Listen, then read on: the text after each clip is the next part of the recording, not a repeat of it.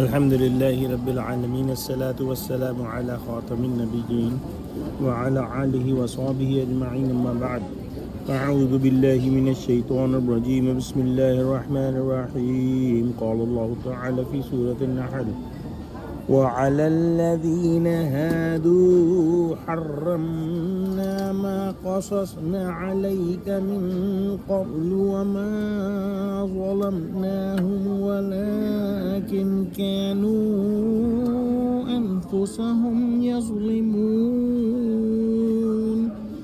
ثم إن ربك للذين عملوا السوء بجهالة ثم تابوا من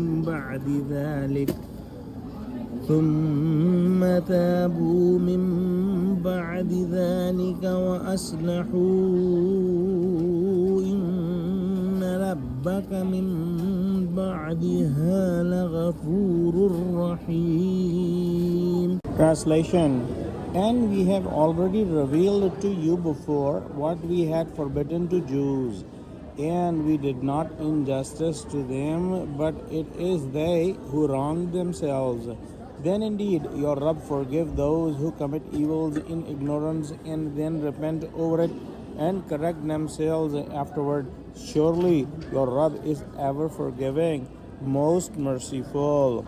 We have studied in Surah Nahl, Allah subhanahu wa ta'ala had made some items haram for Jews. So here Allah subhanahu wa ta'ala is mentioning that if Allah subhanahu wa ta'ala has made something non-permissible or haram or permissible or halal for some specific nation or for all humanity, it is according to the absolute wisdom of Allah subhanahu wa ta'ala. Allah subhanahu wa ta'ala has the rights to make things halal or haram, and no human has this right to make things halal or haram.